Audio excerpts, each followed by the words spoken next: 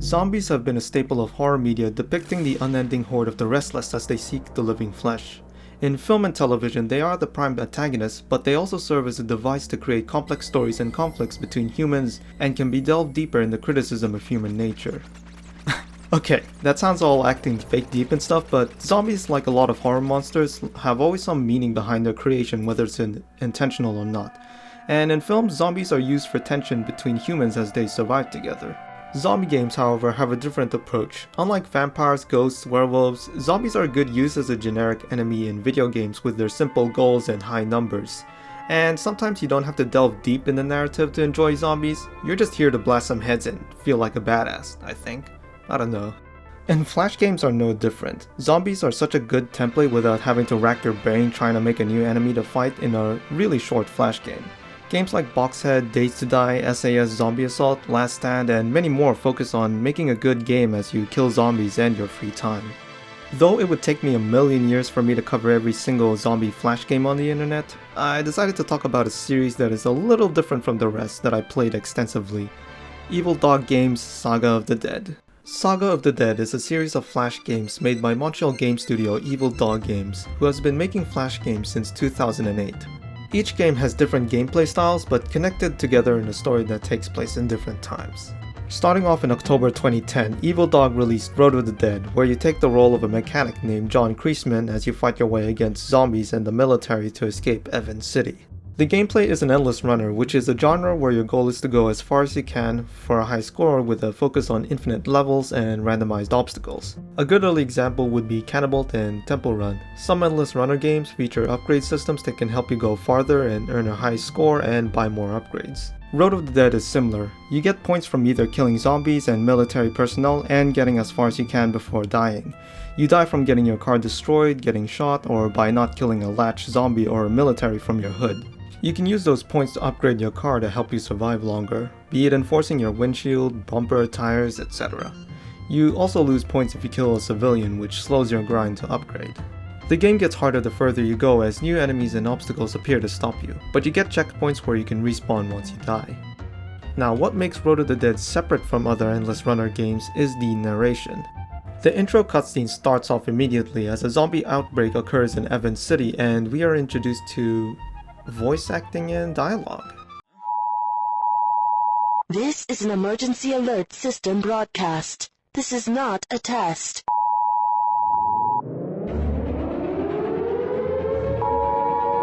Hello, citizen. Due to unforeseen and unexplained events, the city has been quarantined. Please stay home. Lock all your doors and windows. Stay out of sight till further notice. Repeat, it is crucial that you stay in your home and out of sight. Martial law is now in effect, and anyone trying to exit the city will be shot on sight. This is not an exercise. Stay home till further notice.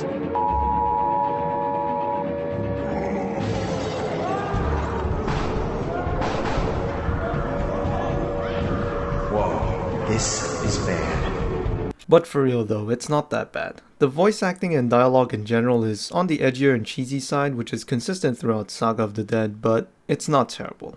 I've heard a lot worse. The story is mostly told through an open military channel. The army will comment on John's progress and their own whenever you pass a checkpoint, which are actually military checkpoints, and it's a neat touch.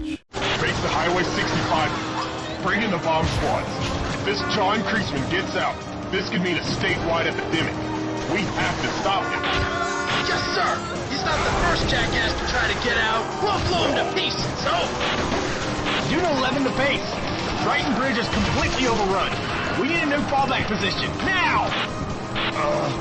Set up the fence at the Chinatown Plaza. Sir? We just came from there. God damn it. Just move north. Just move freaking north. Yes, sir. You can hear the anger and desperation as this one lone driver is passing through checkpoints as the military struggle to maintain the conflict against the zombies. It's pretty good immersion actually, because you can feel the city crumble as you try to escape.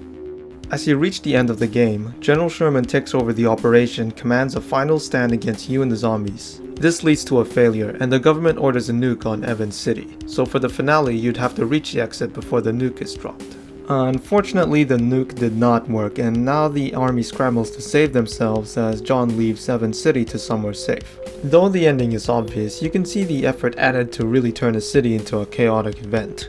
I mentioned that the game gets harder as you get further into the game. At first you only face zombies, oil spills, destroyed cars, and tire spikes. But later you fight the military as they attempt to shoot you down. The military consists of soldiers that move tire spikes, hidden soldiers waiting to ambush, bomb squads, helicopters, and carpet bombs. Yeah, it's ridiculous, but fun. The gameplay is fun for the most part, but I do have two major criticisms. One is the inability to do sharp turns. There are just times when it's impossible to avoid obstacles, and you just have to rely on the car to take damage. And with the random generated obstacles, you can be unlucky and just have your windshield or car destroyed early in runs. The other is this one zombie. The zombie mutant is one of the final enemies you face in the game. They serve as heat-seeking missiles as they home in on you at the exact position of your car. Though they are relatively easy to dodge, they are the reason why the late game can be a bit annoying thanks to RNG and military. If the zombie mutant spawns in some of the most obstructed parts of the run, like for example these rows of cars, you'll have to take hits one way or the other to avoid them. And if they get into your hood, well, you can't shake them off like regular zombies, so you have to use your pistol, which is not good if you still have your windshield. You'll need it to tank any other gunfire and explosions later on. That combined with the helicopter is the only difficult part of the whole game. The helicopter is pretty annoying. It follows you as it shoots you down and later uses missiles to kill you. You can defeat it by baiting it to a highway sign 3 times, but it can be a bit annoying when it moves pretty slow, which can lead to near misses with the signs. And if you miss, well... Target missed. Other than that, the gameplay is pretty solid and it would be later improved in the sequel. The sequel, Road of the Dead 2, was released in August 2013 and is much bigger than its predecessor. You follow the roles of two soldiers, Diane and Cochetta. Wait, Cochetta? Oh, Native American origins. So he's Native American. Right. Taking place right at the same time in Road of the Dead, they fight through the overrun's Evans City to escape before the nuke drops. Diane, saved by Cochetta, plans to regroup with the rest of the army, but Cochetta decides to escape Evans City by himself, believing that the army has failed to contain the zombie threat. You'll drive through suburbs, parks, highways, and the graveyard as you face off many types of zombies and obstacles. The story, voices, and dialogue are relatively the same as Road of the Dead, but with a bit more edge to it. Oh, thank God! God has nothing to do with this. The soldiers drive around the city until they find a way to escape, by contacting General Sherman and calling him a coward. This is General Sherman. What's your name? Fuck you, that's my name! You're gonna nuke the city, you son of a bitch! Kushida, no! Yes, I am Cocheta. We lost control of the city and we don't have a choice. We're here! We're alive! Get us out of here! Where are you exactly? We just got out of Northside Park by the East Gate. I don't think we can reach you in time and land in a hot zone. Yes, you can! We drive to you! You fly to us! We meet in the middle! Fairview Mall's main parking lot! Come on! Are your medals and pins worth anything, sir? Or are you the biggest coward I've ever met in my life? You've got heart, son. I'll give you that. Okay. Alright. Let's do it. I like how that's what convinced him to risk his life to save Diane and Cochetta. It's very cheesy, masculine dialogue, but like in a funny way. I'm not sure if I'm meant to take this scene seriously, but I am laughing with it in good faith. In the end, after defending the helicopter while it's being repaired, Diane and Cochetta take off before the nuke is dropped. And like the previous Road of the Dead, it did not work, so General Sherman gives one final command before deciding to head to the closest town to rendezvous with the rest of his men. Simple and sweet, can't really ask for more in a free browser game. Now the gameplay is definitely the biggest change from the previous Road of the Dead. Starting off, you'll realize you'll have no windshield and instead focus on driving while combating any zombie that gets on top of your hood. Zombies are more likely to grab onto your Humvee than getting smacked away. This is where the gunplay comes in, where you have to shoot them off with a variety of weapons. Uzis, shotguns, MP5s, and an M249. You'll upgrade them alongside your Humvee to continue surviving against the zombie horde. I didn't use most of them and stuck to the shotgun, which makes a lot of runs easier except for the finale. And yes, the quick turn is solved in this game by pressing space to swiftly dodge obstacles and zombies.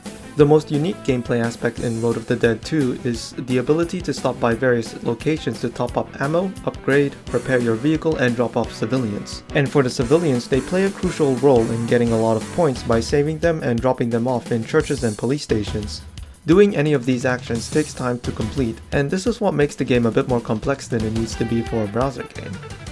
You'll have to make decisions when to stop for an upgrade or to save civilians. Do I have enough ammo? Should I wait a little bit more? Should I keep upgrading? It's really fun and adds depth from the monotony of simply just run, kill, die, repeat. Since you're not facing the military, you'll fight against a variety of zombies ranging from brutes, grubs, soldiers, and mutants. The zombies mostly relate in terms of toughness, but the mutants are much more different than the previous game in terms of AI.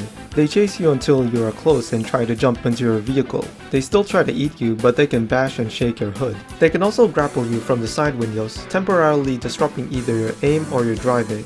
A stronger version of them called Alpha Mutants can cause more damage on the hood and shake the vehicle more violently. However, two Alpha Mutants never appear together, and usually one would lead a group of zombie mutants instead. They are way more fun to fight against than the mutants in Road of the Dead. Their varied attacks and pacing helps create tense moments combined with the various obstacles you'll face. And for the obstacles, there are the usual abandoned cars, oil spills, and spike traps, but there are some new ones. Fuel trucks, mines, sensory mines, and of course, carpet bombs. You have got to be kidding me! Hang on! Bomb!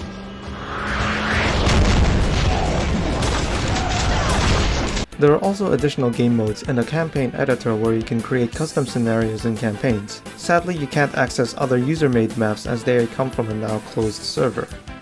All in all, Road of the Dead 2 is a fun flash game and much better than the rest of the Endless Runner games because of the vast improvements to the gameplay.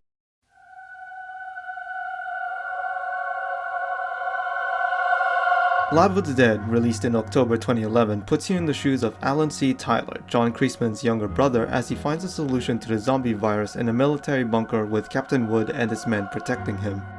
Instead of finding a cure, Alan works to control the zombies and believes that they can be socially engineered to prevent them from desiring human flesh. The gameplay revolves around giving zombie specimens a variety of items, whether it's animals, everyday items, tech, and weaponry. You get points for discovering new reactions depending on the zombie's conditions and can get advanced reactions if you fulfill certain requirements. You'll also work on uncovering documents and recordings revolving around the previous scientific team named Alpha Team that used to live in the bunker to help further your research. This is one of the few zombie games that don't revolve around killing them. You can still hurt them, but they're mostly used for additional points, cleaning up a zombie, and to adjust their mood and humanity. This is similar to Interactive Buddy, where you gain money to buy new items to use on the buddy and to repeat the process. But this time there are stakes because Captain Wood and some of his soldiers don't believe in Alan's methodology, which creates tension between them. Certain items when they're going out for patrols and... Hey, Tyler! Yes, Private Quinn? What you're doing is bullshit, man! Wood's orders are bullshit! This whole mess is bullshit! Why are we risking our lives getting something for you anyway? We need to understand these creatures. Variety is important in any psychological profiling Hey! Like I said, man, it's bullshit. Don't screw with us, Tyler. And later it gets more intense once Alan discovers the secret behind Alpha Team and has to hide it from Wood, or else drastic measures will be placed against him. Now, if you're a fan of zombie films, then you may notice how similar this plot is. In fact, it's very similar to the film that it's inspired from. Day of the Dead, directed and written by George A. Romero and released in 1985, follows the story of Dr. Sarah Bowman as she finds survivors and attempts to find a solution to the zombie outbreak, while having to face the agitated Captain Henry Rhodes and his military men as they lose trust towards her and her scientific team. The film has different kinds of characters, but one of them in particular is Dr. Frankenstein Logan, the main scientist of the group. His character revolves around his obsession of domesticating and humanizing zombies instead of finding a biological cure. They are the same animal, simply functioning less perfectly. They can be fooled, you see. They can be tricked into being good little girls and boys, the same way we were tricked into it on the promise of some reward to come. They have to be rewarded. Reward is the key. I'm convinced of that now. So you can see the parallels to Lab of the Dead with Alan as he attempts to achieve a similar goal. There are even a number of references taken from the film. Say hello to your Aunt Alicia. Hello, Aunt Alicia.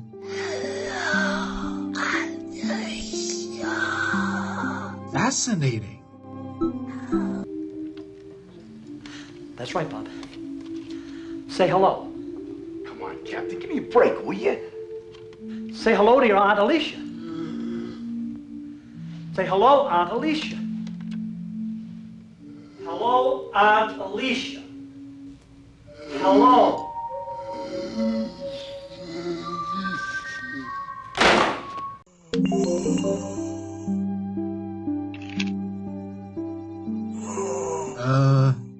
At ease, soldier.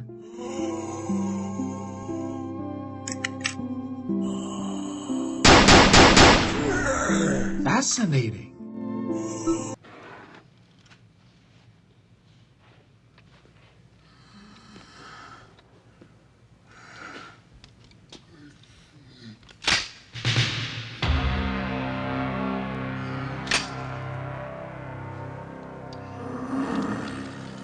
It's empty, Captain.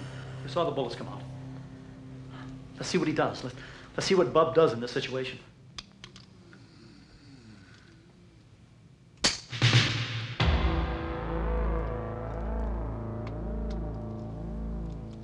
Now this is where the voice acting and story kicks in. Though it is the same flair as the previous games, they do make the player feel tense when being the only scientist in a bunker full of soldiers. At some point you'll have to show your findings with Captain Wood, and it's a pretty cool scene. It's time to show me results. Captain Wood, I'm not ready to show you anything decisive.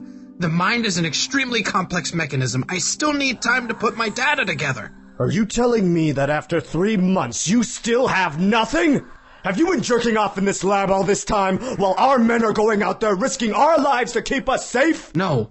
I can show you some progress with this specimen right here.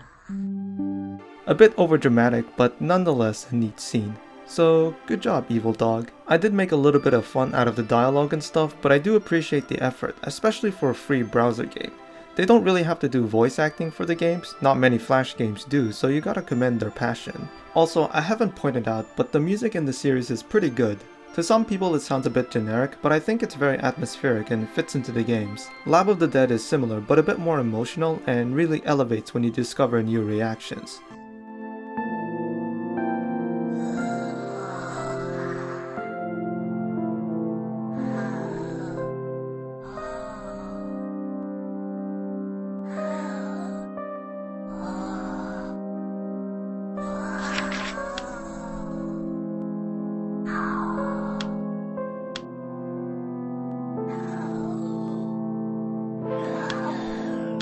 You can slowly feel the progress as the zombie in front of you acts more and more human. It's really nice, and makes you think that you really are losing your mind being happy that your zombie pet can play the guitar without thinking how this is supposed to help the wider scale of the zombie epidemic.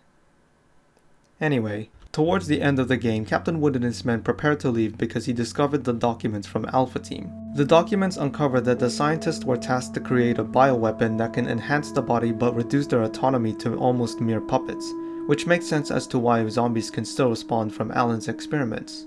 Alan, desperate and has now lost his mind, silently killed them before they left and immediately regrets his actions. Now he is left alone to continue his research.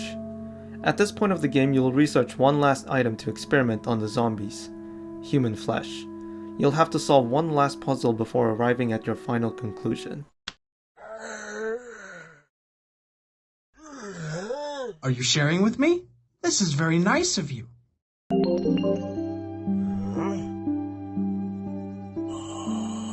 Incredible! This is one of those games that are good for a first experience, because the gameplay is so simple, you're really here for the story and how much reactions you can get from zombies. Out of all the Flash games, I remember this game the most because I never really experienced something like this in a zombie game, especially as a kid back when I played it. And now we come to the final game of the series. Range of the Dead was released in June 2012, and it continues the story of Alan as he leaves the military bunker and heads towards the nearby town of Sonoya, but he will have to practice his aim to survive out on the wasteland. This game is a lot shorter than the rest and focuses on shooting zombies from different ranges and wind strength. You get some leeway by being able to control your bullets, arrows, and grenades after shooting them, but that doesn't mean controlling it is easy. The game can be a bit tedious later on, but there are some grenade levels that are practically breaks in between levels since it's easier to kill zombies with it. There are other game modes just like the previous games, but sadly the story is the most lagging part of the entire series. Because the story mode had 100 levels, I really thought there was going to be a plot twist or something near the end, but sadly no. You finish them and Alan is like, yep, I think I'm good, and sees a chopper flying towards Sonoya, confirming that the town is still alive. Pretty sad, cause even though the game is really short, I thought there was gonna be something cool to watch after like the previous games, like for instance if Alan saw his big brother John or something. Pretty disappointing, but it's fine since again this is a free browser game and you can still play it on Y8, if you all remember Y8.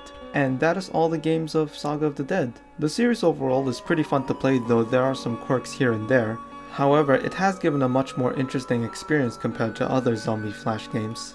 I mean, though I remember the classics such as Boxhead, Saga of the Dead leave an impression on me for its uniqueness in their effort in storytelling and gameplay, so yeah, I like it. Evil Dog Games is still active on the internet and can be found on their own website or their social media, and they're still making games, so I'll put a link in the description if you want to check them out. And yeah, that's all. Thanks for watching. Don't really have much to say, but just in case, I am planning to cover a variety of stuff, so be aware if you're gonna subscribe for Flash related stuff only. Other than that, thanks again, and see you next time.